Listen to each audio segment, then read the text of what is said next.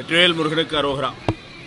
இந்த முருக பக்தர்கள் மாநாடு ஒவ்வொரு நாளும் ஒவ்வொரு விஷயங்களை சேர்த்து வரக்கூடிய பக்தர்களுக்கு எல்லா விதமான வசதிகளும் கிடைப்பதற்கான வேலைகளை கொஞ்சம் கொஞ்சமாக மெருகேறி கொண்டே இருக்குது. உதாரணமாக பார்த்தோம்னா இன்றையிலிருந்து அடுத்து வரக்கூடிய 22ஆம் தேதி வரைக்கும் மாநாடு முடிகிற வரைக்கும் மருத்துவ வசதி, ஆம்புலன்ஸ் வசதியோட, அதாவது முழு மெடிக்கல் யூனிட்டு, அவசர தேவைகள், உயிர் காக்கக்கூடிய மருந்து பொருட்கள், ஆம்புலன்ஸ் வசதியோட தயார் நிலையில் இருக்குது.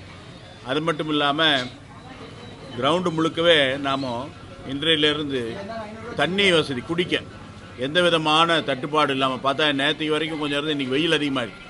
தட்டுப்பாடு இல்லாத தண்ணீர் கிடைக்க வேண்டும். அதுவும் சுத்தமான சுத்திகரிக்கப்பட்ட தண்ணீர், ஆர்ஓ தண்ணீர், புதிய சின்டெக்ஸ் வாங்கி நாம் அதெல்லாம் பக்தர்களுக்காக தயார் நிலையில் நம்ம கொஞ்சம் கொஞ்சமாக தயார் பண்ணி கொண்டே இருக்கோம். தயார் நிலையில் இருக்கும். 22ஆம் தேதி எத்தனை லட்சம் பேர் வந்தாலும் அவங்களுக்கு எல்லா விதமான வசதிகளும் கிடைக்கும். அதே மாதிரி கழிவறை வசதி, கூடுதல் கழிவறைகளுக்கு ஏற்படுத்துறதுக்கான வேலைகள், இப்படி ஒவ்வொரு விஷயமா போயிட்டுருக்கு. அதாவது நீதிமன்றம், நீதித்துறை நமக்கு சில விஷயங்கள் கட்டாயம் கடைபிடிக்க வேண்டும் அப்படின்னு சொல்லியிருக்காங்க. நீதித்துறை சொன்ன விஷயங்களும் கடைபிடித்து கொண்டிருக்கோம். ஏன்னா இதெல்லாம் கட்டாயம் கொடுக்கணும் அப்படிங்கிறது இந்த நிகழ்ச்சியை திட்டமிட்ட போதே நாம் முடிவு பண்ணோம். அதனால் நம்முடைய மிக முக்கியமான உன்னிப்பாக நாம் கவனிக்கக்கூடிய விஷயம் என்னென்னா, பக்தர்களுடைய வசதி, அவர்களுக்கான தேவையான ஏற்பாடுகள்.